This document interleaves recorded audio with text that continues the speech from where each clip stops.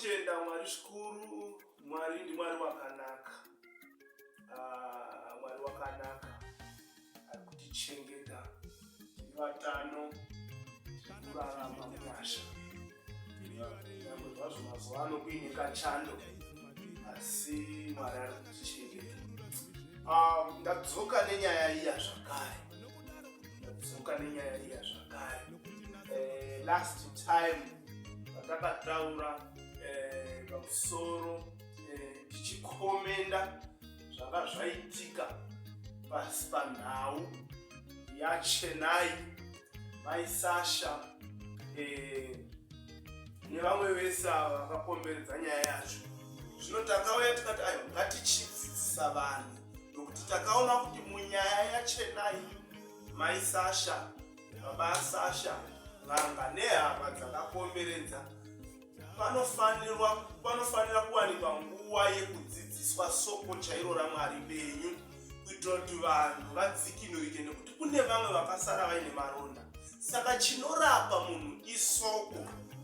Saka takawana mukana, kana usina kuwana nguva yekuteerera vhidhiyo iroro, dzoka kumashure undotsvaga vhidhiyo ratakanyora kuti Chennai uraiwa nen'anga yaMai Sasha, nyaya yake yokwidza makanda. Enda unonzwisisa ipapo. So nhasi manje tauya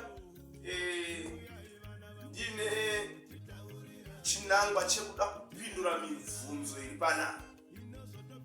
Pane mibvunzo yakabvunzwa nemi vanhu maringe nesoko raMwari, maringe nematauriro atakaita iyi nyaya iyi yatakaona ichitenderera pasocial media, tikaikomenda, tikaiunza kusoko raMwari.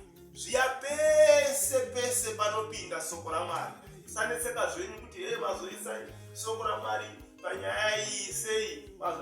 No, don't worry. Pese panodiwa soko, nyangwe parusvika tichiparidza panodiwa soko raMwari. Pamuchato tinoya tichiparidza, pari kufariwa, pari kuchemiwa, panodiwa soko raMwari. So ndikuda kupindura mibvunzo yandiri kuona yakaiswa nevanhu mucomment section. Pekutanga ndikuda munhu anga airatidza kuti akagumbuka chaizvo uyu, aiti muri kushorerei n'anga muri kuishorerei.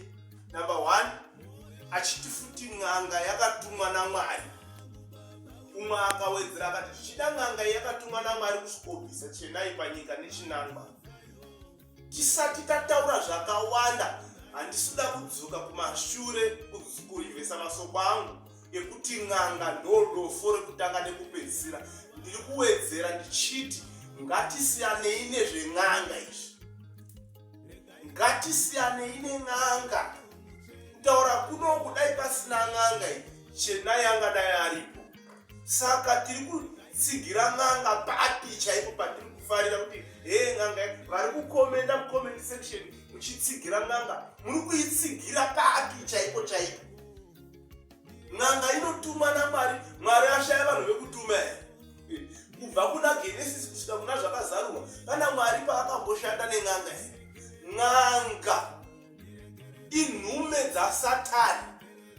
Ndosaka muchiona kuti zvakatosiyana. Dai nyaya yaMai Sasha naChennai yakagadzirwa nenzira yebhaibheri, yemusoko raMwari, paine vafundisi pachiitwa makanzeling, kutaura kuno Chennai anodai zvichida asina kufa. Saka vari kuti n'anga ava tifi takawirirana zvachose. Ini handitenderani nemi. N'anga tiide zvachose. Nevanoenda kun'anga, garai masiya tsika idzodzo. Maresults anobva kun'anga ari negative. Hakuna chakanaka chinobva kun'anga. Siyanai nadzo n'anga idzi. Musafungoti tiri kuifarira kang'anga yakauraya Chennai. Hatisi kuifarira uye hatitye chinonzi n'anga, nekuti ari matiri mukuru kupfuura ari munyika ino. Saka musativhundutsira nekuti n'anga. Hatitye izvozvo. Bhaibheri redu ratoverenga rinoti hakuna chombo chakagadzirwa kuzorwa nesu chichabudirira. Uye Bhaibheri rinotaura kuti zvino tichati chiko kana Jehovha ari kurutivi rwedu, ndiani angatirwisa? uye mubhaibheri makanyorwa kanopfuura ka365 kuti fear not, usatya. Saka kureva kuti pazuva rimwe narimwe repagore Mwari ari kutiudza kuti usatya, ndinewe. Aitaura zveng'anga tapedza nemi. Right. Tisati ndapinda munyaya yangu, regedzai nditaure ndichiti chenai mai Sasha, baba Sasha, ngandipomira pane vatatu vavo. Hapana kana umwe chete akaita chinhu chakanaka. Ndinoziva kuti zvinonetsa kugamuchira kune munhu ari kuchema chenai. Zvinonetsa kugamuchira. Hakuna akaita chakanaka. Nei, number 1 ngatitangire pana baba Sasha. Baba Sasha ndo honzeri yakasaka chenai shuka kurwara azosvika pakupinda mutambudziko. Nokuti akatiza imba yawo murume asina chiremerera, anoita zvinhu zvakafumuka, anoita zvinhu zvinonyadzisa, anoita zvinhu zvinosemesa. Obva aenda uko kuna chenai uya. Baba Sasha ari wrong ipapo. Mai Sasha vakarwa zvepanyama zvinorambwa nebhaibheri. Handizivi kuti mukristu iri mai Sasha kana kuti asi mukristu. Ini ndakangokomenda ndikati vanofanira kutendeuka vagamuchire Jesu vabanobata, nokuti vakashandisa nyama. Ephesians chapter 6 verse 12 inoti hatirwi nenyama neropa, asi nevabati nevane simba nemweya tsvina, masatanisti. Satani nemadhimoni ake ndo maenemy edu. So kana takurwa nawo hatirwi zvepanyama zvekutsiva. Bhaibheri rinoramba kutsiva. Uye bhaibheri rinoramba kuti munhu kana akutadzira muurayi, hakuna anotenderwa kuuraya munhu. Anouraya munhu ndiMwari. Muri kuona kuti tiri kutsanangura kuti mumwe naumwe kutadza kwake. Then chenai, ngatitangire pakuti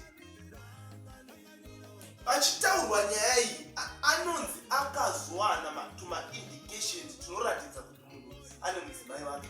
Iye akafurira mberi achitodanana naye asi achiziva kuti munhu ane murume wake. Mai Sasha vanotaura vachiti anga akutoita zvekuda kundifikisa, achitondipindura achiti wakaita focus, ndosaka uchitizwa zvese izvo zvinoratidza kuti aiziva kuti munhu ane murume wake, but akapfurira mberi. Muri kuona here paira pane kurasika kwake wesi pana chenai pakuti haasisipo. Hatizive kuti pakupedzisira kwake pakuzobva panyika makamugamuchidza Jesu here, nokuti kukumbira ruregerero kwaakaita kuna mai Sasha handizvo zvinoendesa munhu kudenga. Chinoendesa munhu kudenga kugamuchira Jesu. Ndakuenda panext. Okay, regedzai nditi isu pano tinotaura bhaibheri uye tinoita kuti uzive kuti bhaibheri ibenyu. Chinangwa chedu hatina zvimwe kunze kwebhaibheri. So nyaya dzese patinoti nyaya yanhingi yakwidza makata, ukatsvaga nyaya dzakawanda dzatakati yanhingi yakwidza makata, yanhingi yakwidza makata, dziripo kana usati wadziona. Dziripo nyaya dzakawanda dzataidana. Patinoti kukwidza makata tinotora nyaya dziri kuitika idzodzo dzamuri kuswera muchitemetsa nadzo musoro, topinza bhaibheri ipapo. Tikapinza bhaibheri ndokutaura kuti tapinza Jesu. Kana tapinza Jesu nyaya yakutongwa nedare guru. Hakuna dare guru rinopfuura Jesu. Saka ndo makata iwayo. Jesu igomo, hakuna gomo rinopfuura Jesu. Saka ukazwa tataura nezvekuti yakwidza makata, taisa kuna Jesu nyaya yacho inenge yakwidza makata, yakurema, yane weight. Asi kana usinganzwisisi soko raMwari, unogona kufunga kuti pamwe idambi, unogona kufunga kuti hapana makata aripo, nokuti ungoriwo munhu wenyama. Anotaurwa na 1 Corinthians chapter 2 verse 14 kuti munhu sezvaakasikwa haangagamuchiri zvinhu zvomweya waMwari, nokuti ubenzi kwaari. Zvinonzwisisiwa nomweya, naiyewo mweya wacho haanzwisisike. Saka munhu anongoda kushandisa common sense, pfungwa chete dzepanyama, especially vakadzidza, vakanzwa tichitsanangura tichiti Jesu ndo dare guru rinopfuura madare ose, vanoona sevanhu vari kupenga, vakanzwa tichiparidza vanoti kupenga. Ndosaka bhaibheri richiti soko remuchinjikwa upenzi kune avo vanoraswa. Vakamirira kuraswa vanoriona seupenzi. Takutanga nyaya dzemumacomment section. Ndaindoverenge iri panapa.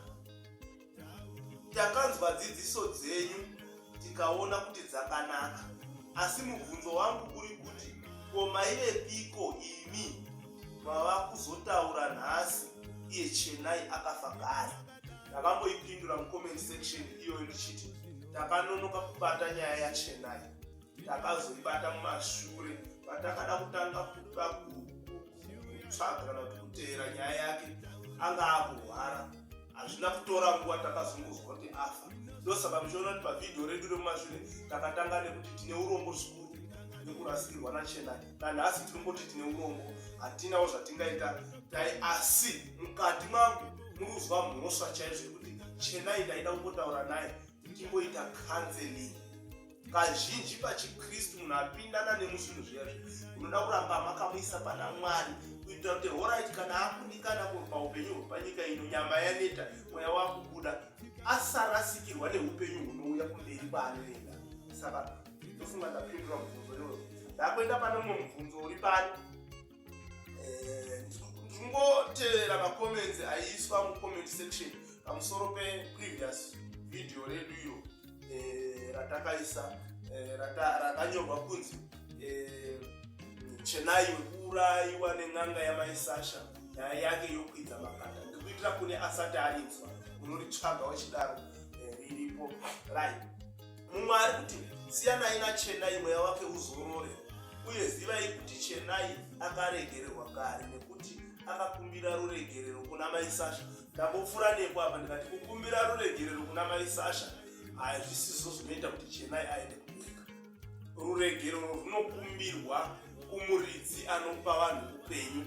Chenai aifanirwa kugamuchira Jesu.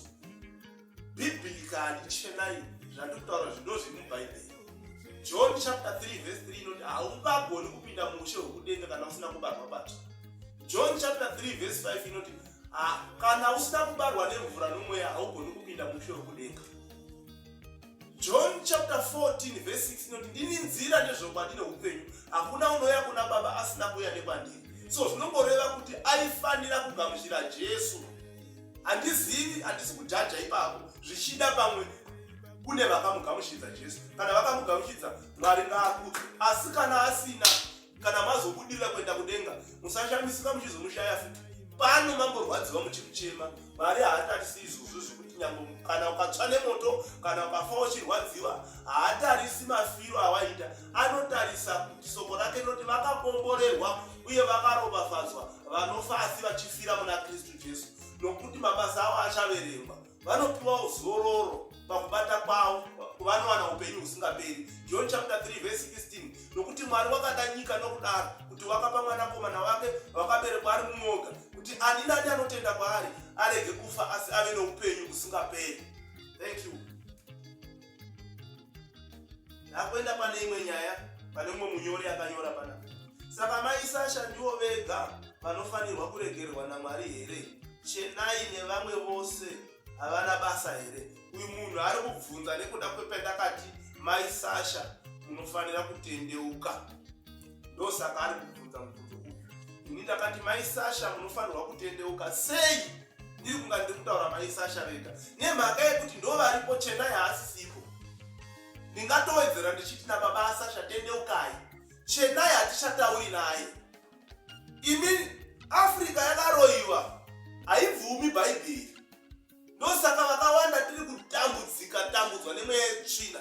Ndava bhaibheri hatizivi kuti rinoshanda kuupenyu hwedu kusvika level ipi.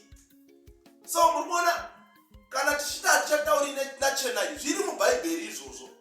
Ecclesiastic chapter 9 from verse 5 tichidzika nayo muparidzi chapter 9 from verse 5 inotaura ichiti vapenyu vanoziva kuti vachazofa, asi vakafa havana chavachaziva. Pane zvose zvinoitwa pasi pezuva panapa unofanira kusvika pakanzi pane zvose zvinoitwa pasi pezuva. Kana riri rakobva waandalayina ipapo kureva kuti Samuel pane kwavari, asi pano pasi pezuva havacha exist. Pane mubvunzo ipapo unoti ko vanozomuka vaya vachiti ndini ndakaurayiwa gore rakati ende nepane mapfupa anohamba achitokuperekedzai muchisvika ndivanani? Chazoya nenyaya iyoyo iri yega.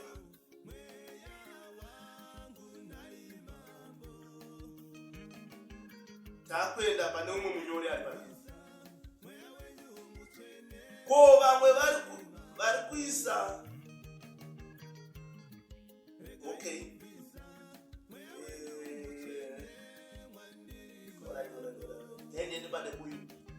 Pane vamwe vainyora zvisikaiti panapa.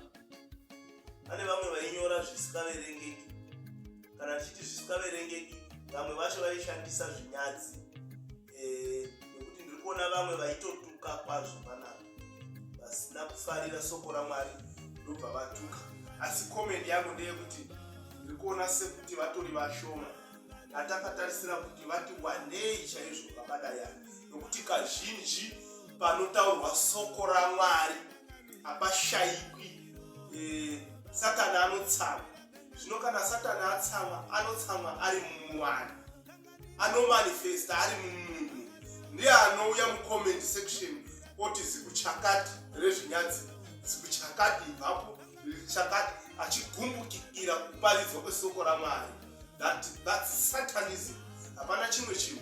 Pangona pari kuparidzwa Jesu, iwo usvika uchituka zvinyadzi, uri nhume yaSatani, wabvuma kushandiswa naSatani. So hativashori nekuti vari kuita basa ravo kukingdom yavo. Isu tiri kuita basa redu. Regai Satani aite rake, Mwari woita rake. Zvikurire kumwe chete, sora nezviyo zvichazooneka pakucheka. Saka vanotukava ndiri kutokudza Mwari because ndiri kushamisika kuti sei vakaita vashoma. Noti vaifanira kuwanda vanhu ivava. Saka musazoshamisika muchivaona vachiuya vachituka vachiita sei. Vari kuita basa ravo rekukingdom yaSatani, kurwisa raMwari. Saka ndozvo zvandakuudza izvozvo kuti Satani kana atsama unogumuka ari muMwari. Satani haauyi fair, anopinda mumunhu agoshandisa munhu. Saka vanotuka ava ndinofunga ndabva ndapindurira nevamwe. Ndakaona vamwe vanga vakutanga kupindurana mucomment section.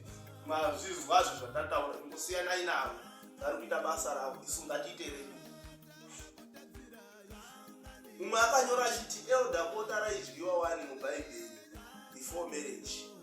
Uye vazhinji vevaiva nemadzimai akawanda ivo vainge vakaropafadzwa kwazvo.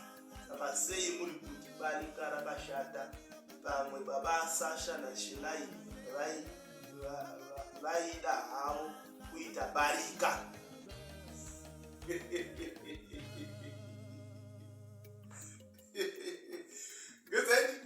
Ndakupindura ndichifamba naye bijana elder bota raidyiwa wani mubhaibheri before marriage. Handisati ndakambozviona zvitsva izvozvo kuti kune vaisangana vakanyorwa mubhaibheri pamurau waMwari vachitorara vese before marriage. Number 1. Number 2, kana variko hazvireve kuti chinhu chese chakaitwa mubhaibheri chakanaka. Hazvireve kuti rikangonzi ibhaibheri nekuti Solomoni wanga aina akadzi 1000 saka barika rakanaka. Saka mukureva here kuti titogadzirawo zvimvimvi zvedu kunga David kutanga nhasi, tikangona vari kutishungurudza totenderedza komo torova nekuti uyu akarova Goriati enemy yake. Saka kana zviri izvozvo, kana tiri kutaura kuti chinhu chese chakaitwa mubhaibheri chakanaka, saka ngaticherei gomba remoto chiti vanenge varamba kunamata vaMwari vedu tovakanda mumoto.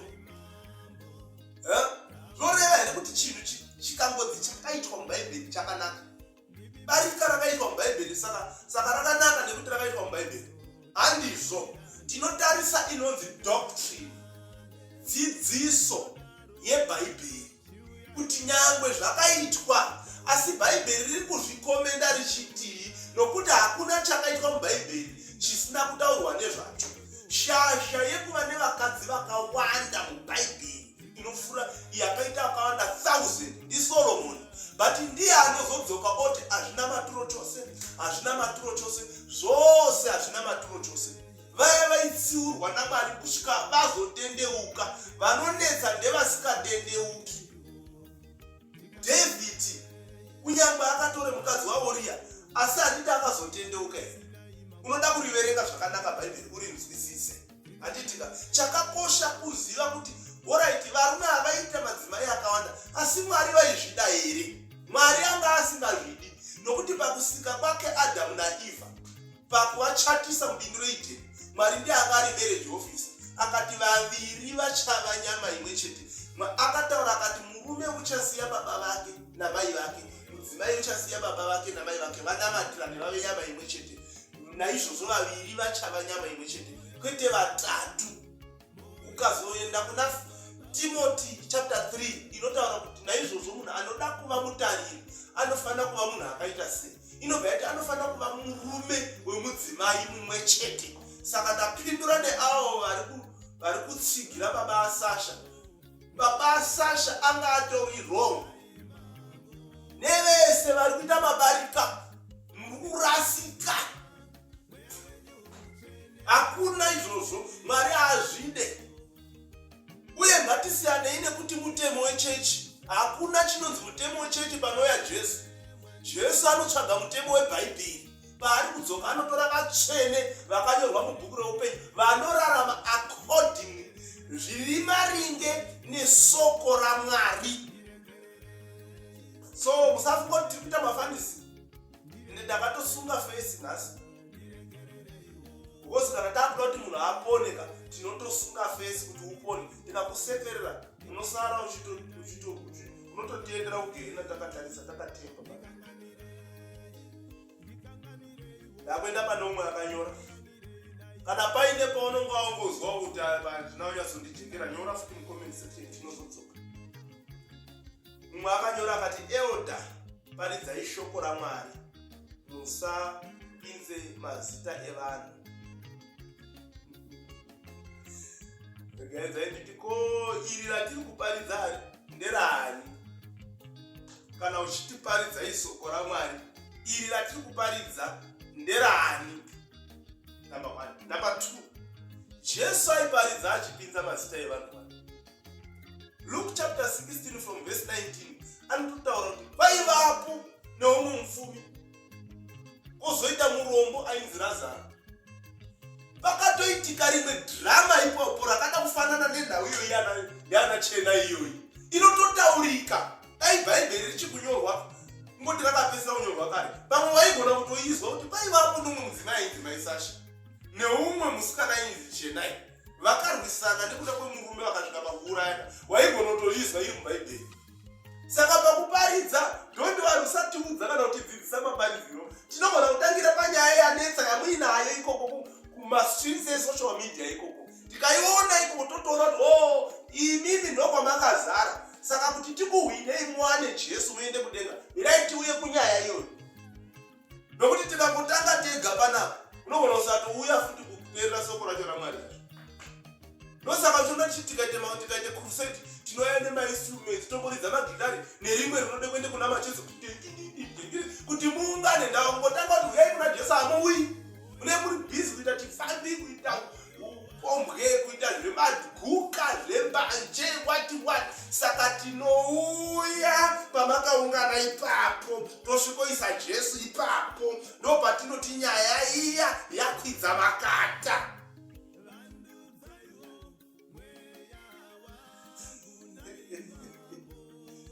Asi zvangu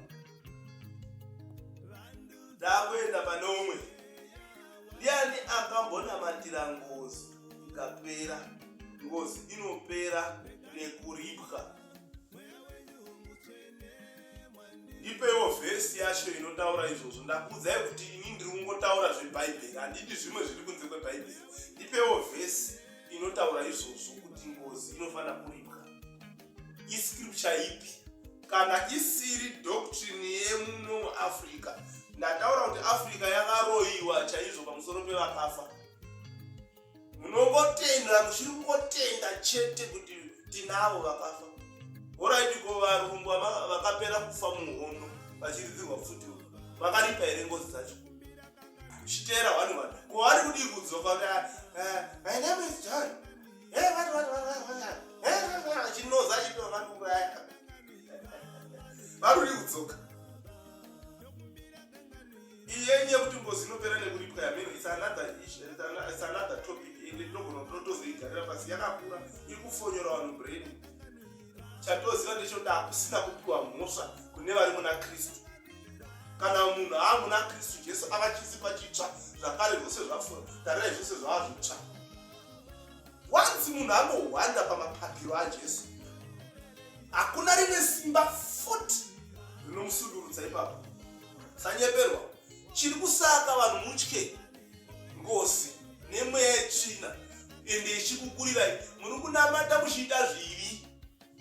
That's why muchirwiswa muchiti mukarwiswa mubunhwa ukanamata usikaiti chivi kunyepa Mwari anomira newe hakuna chinosvika padhuze newe. Ngainende pane umwe munyori ari kuti n'anga inogona kunge yakatumwa naMwari kuzouraya Chenai because of zvivi zvake. Ndamboipindura ikati Mwari akatume n'anga washaya wapedza here vanhu vake. Ndatombodarika neMwari regedzai ndisapedza nguva yangu munyika iyi. Munhu apindurika padabva kusoroka. Ngainende pane umwe ari kuti pane mumwe akagumbuka kwazvo. Alright. Ndeumwe akanyora kuti pane mumwe akagumbuka kwazvo nemakati pasi nengochani kune rimwe short video ende nerimwe short video risiri iyi randaiti pasi nengochani. Saka pane mumwe akadhiniwa akagumbuka chaizvo. Inini ndakangozokonkuluda kuti inotori imwe ngochani. Saka hatipedzi nguva tichitaura naye kati Mwari haana kuti murume nemurume varoorane. Munobara here zvamuri ana baba tu. Because purpose yemarriage ndeyekuti Mwari akati ndakuropafadzai berekai muwande muzadze nyika. Saka munotizadzira nyika here muri tu. Mwese muri mikono kuda. Mwese muri akadzi kuda. Chii chinobuda ipapo? Saka kuchinja maitiro aMwari. Mwari akati murume nemukadzi. Haana kuti murume nemurume. Kwakutopenga kumwe kwacho. Chiti vanhu vari kuita zvinhu. Vamwe vari kutolonja nemuchechi. Kumira kuti ndakutendera ngochani. Saka ndakudzokorora zvepasi nengochani.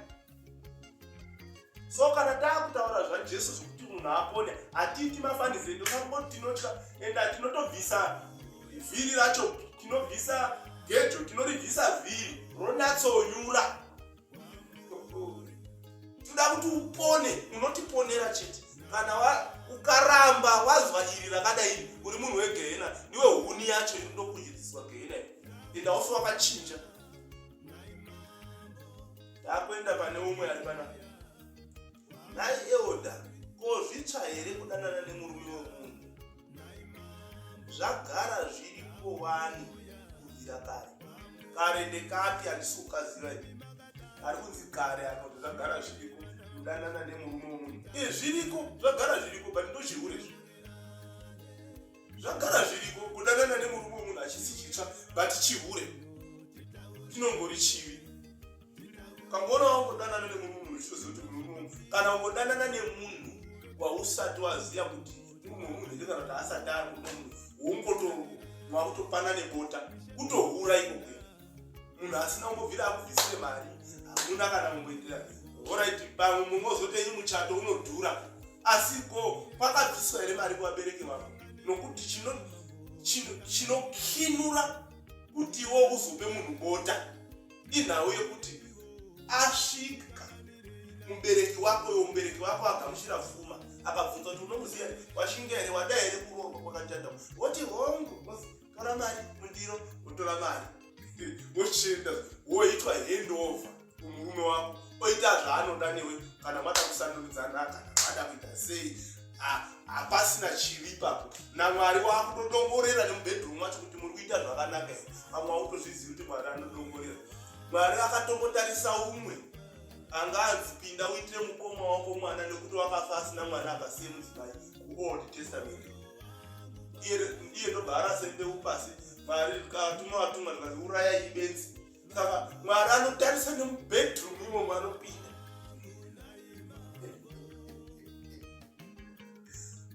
Saka yako yekuti zvitsva here kudanana nemunhu hazvisi zvitsva hazvo asi chinombori chivhura.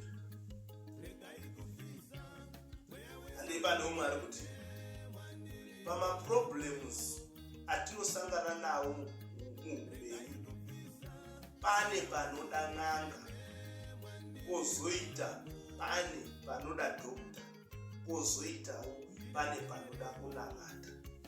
Yowe ichi chinoda n'anga, ichi chinoda dhokta, ichi chinoda kunamata. Kunamata ndokukuzoiswa kwokupedzisira sekunge kusina basa. N'anga dzatanga kuita basa. Ende ndotsika yedu muAfrica iyoyo. Muchiuziya murume uya aitaurwa navachiweshe akashanyirwa nababa vake. Baba vake achibva kumusha ndobva asvikirwa akagara patebhu achilaza sadza rake nefishi. Baba akangosvika iye kana kungosimuka angosvika baba ake baba ndokutoenda paari komumhoresa iyo yekunze kweruoko kana kungosimuka munoti garai wapo. Baba vagarawo pakasituru iye kufurira mberi achidya sadza rake.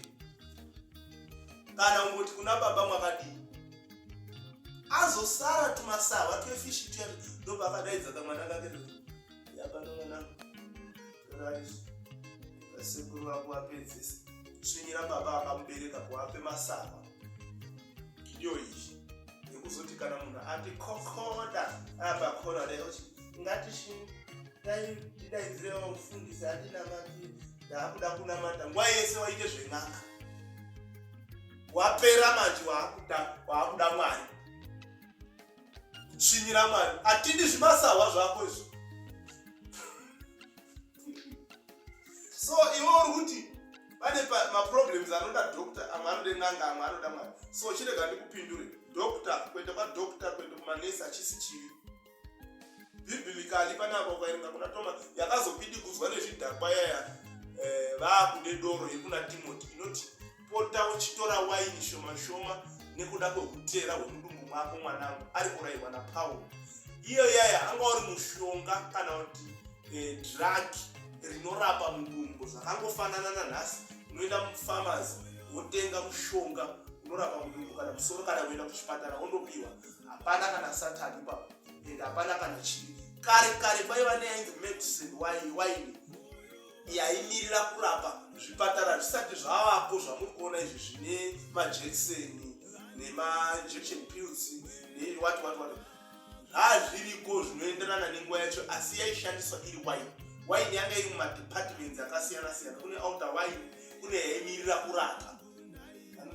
Saka iyoyo ndo yainzi naPauro achirayira mwana wake Timoti utore tushoma kwandiri kukutuma kubasa potochiti bija usazowanza bhozi vaiwanza unodhakwa.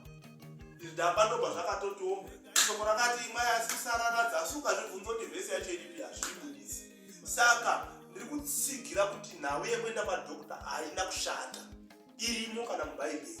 But yekun'anga ndoisimo manje yakatorambwa iyi yekun'anga. Ukaverenga nyaya yemukadzi wokubuda ropa kwemakore 12 uya bhaibheri rinoti akaenda kun'anga dzakawanda nemaprofita achinotsvaga rubatsiro asi haana kubatsirika kunze kwokutoti akatonyanyiswa akapedzerwa mari yake. Ino imwe nhasi uno ichi yatora mari yakatotitorera nemunhu. Chii chakanaka chinobva kun'anga? Ipewo mhinduro.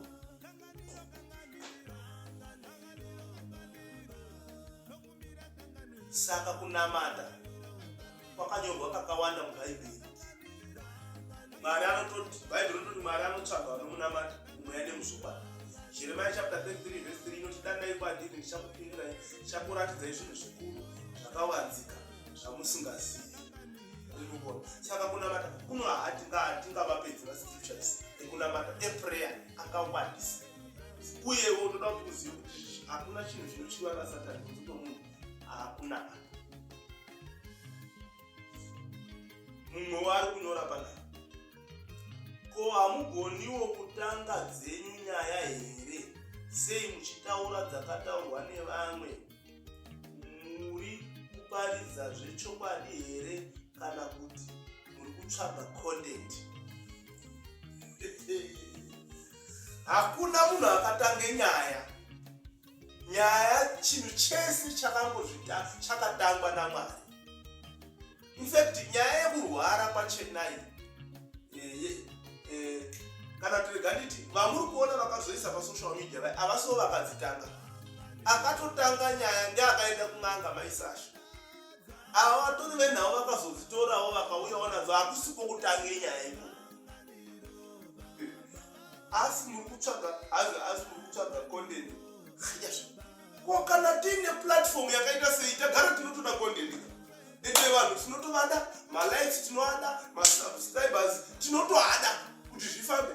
Kana tichiparidza, handidi kukunzvengai vana vababa, kana tichiparidza tinotoda mari yekuti basa racho rifambe. Ipo baba video ramuri kuona iri kuti riuploadwe panotojuswa data kuti riende pamhepo kuti rioneke.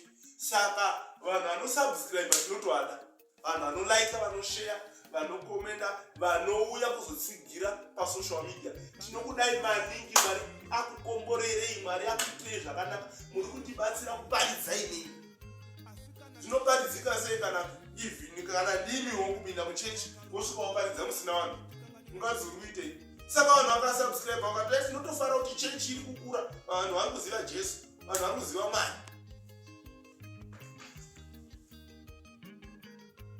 Vana ari kuti panapa,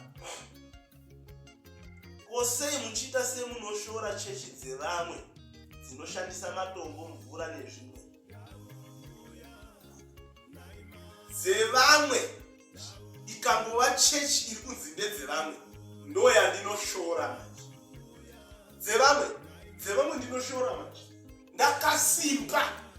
Yandisingashori ndeyaJesu. Sei yakonzi yevamwe? Ini yandoziva ichauya ichitorwa naJesu paanouya mugore ndeyaJesu, inonamata zviri maringe neBhaibheri. Dzevamwe idzi maiwe handine nokudzinzwa. Ukangoti dzevamwe ndatokudana, asi yaJesu. Ende yaJesu ndinoziva kuti inogaidwa neBhaibheri. Ukangozwa wakutanga kuti Bhaibheri munya, wati ndatopesana, ndakutoziva kuti wakutanga dzevamwe. Endewo wakaenda kune dzevamwe idzodzo, ukasvikawo kune dzevamwe ukandoitawo zvavari kuita izvozvo zvevamwewo, nanhasi wawe vamwe, hausi waJesu, uri wevamwe. Ndakupindura. Mumwe akanyora akati, dzidzisai varume, dzidzisai varume vakaroora kuvimbika muzvidzidzo zvavo, vakoshese marriage. Itopiki yakakura iyi, hatikwanisi kuibata ipapapa, asi ndakuomberera maoko nokuti pachekudzidzisa. Varume vanoda kudzidziswa shuwa. Ende Africa inotofunga kuti zviri normal kuti murume unobuda. Hazvisizvo zviya. Regedzai ndibve ndapindura umwe aiti, ko imwimi pamwe ndinozoishaya. Pane umwe akati, imi Eroda mukudzidzisai izvo, hamunawo magirlfriends kunze, munotori nawo magirlfriends kunze. Mwana wababangu, chivi chikagara mumunhu, unopedzisira kufunga kuti ndo normal life yauri kurarama. Saka unopedzisira kufunga kuti murume wese anozviita. Sorry my friend, hatiiti izvozvo. Hatiiti izvozvo. Unauya tinyatsokubatsira tikudzidzise kuti zvinoraramika usina kana magirlfriends. Ungori nemudzimai wako wani. Zvinoraramika chaizvo. Unouya tikudzidzise. Mumwe ari panapa akanyora panapa. Madii manoparidzira pamunoitira chireoda chenyu. Musatinyaudza, chenai muzukuru wangu. tisiyei tingochema. Hatikusiyizve muchingochema tisikatauri soko raMwari. Imimi mutori hama, ndimi vatiri kutoda imimi. Maisiya mwana achingofa, achifira muzvivi, musingamupi Jesu. Nhasi makuti tisiyei tingochema. Kunyangwe neparufu ipapo paitofanira kuparidzwa Jesu, vanhu vatendeuke vazive Mwari. Mumwe akanyora pana pazvikazi, ko kuchipatara Chennai akamboenda here uyu ndikutsigirana naye kuti Satani akangwara, munogona kungomhanya kuti akaroiwa, wati hatisi kuramba hedu, nekuti vanhu vakakonfema vakaenda kun'anga vacho, nen'anga yacho yakakonfema. So asi kuchipatara kwakakosha munhu kupota kumbosvika umboonekwa nana mazvikokota. Satani anotora advantage pamwe yechirwere chawangogara wowe nacho. Uyu ndikutsigirana naye ari kunyora zvinhu zvakarongeka munhu. Right. Panhasi tinoda kumbogumira panapa. Haaperi makomenti enyaya akawanda. Right. Chandoda kupedzisa kutaura ndechekuti hama dzangu, Mwari ariko. Mwari akasika denga nenyika ariko, uyewo denga chairo rinoendwa nevatsvene vaMwari ririko. Satani ariko nemadhimoni ake, negehena rinopindwa nevatadzi ririko. Asi mushonga wezvese uri pana Proverbs chapter 1 verse 7 inoti kutya Jehovha ndiko kuwamba kwezivo. Vakaropafadzwa vanonzwa soko iri voritevedzera, vanonzwa soko iri vopfavisa mwoyo yavo. Bhaibheri inoti kana manzwa soko rangu musaomesa mwoyo yenyu, muchatongwa nairori soko iri. Ndo unongorizwa ufungoti pamwe ndezvesocial media. Hatisi kungoita zvesocial media, tiri kutoparidza zvekurevesa. Mwari yakuitei zvakanaka, Mwari yakukomborerei. Right. Mai Sasha, baba waSasha, tendeukai muzive Mwari. Chennai hatichakwanisi asi iwe n'anga iwewe unodiwa naJesu. Cheta makona ako aya tendeuka unamate Mwari zviva zvinokwazvo zvekurevesa. Tine vakawanda vakauya kuna Jesu. Tinopisa kana wakushaya anopisa ndibate, uye kuno kuti ise makona yoti kugamuchidze Jesu, tikubhabhatidze utange kunamata Mwari chaiye mupenyu. Kwete zvako zvakuita zvakunaka, ivai zvakanaka, kombore vai zvikuru. Usakanganwa kana watanga kusvika pano nhasi, usakanganwa kubaya pakanzi subscribe apo, ugobaya zveka notification bell karipo. Usakanganwa kushare video redu nekulaika rifambe ichibatsirawo vanhu vakawanda. Nditika tirwai nyasha, rai munyasha, sivirai munyasha, komborerwai nemburi dzenyu. Tinokudai mese, tinokudai. Musakanganwa pano pachannel yedu pane music yakairwa naElder David Kainani. Nongosvipinda muchidzika ipapapo muchaona masongs egospel atinoita akawanda kwazvo. Muwane nguva yekutandara nawo muchitandara zvemuri muma muchiteerera gospel. Thank you very much. Tionana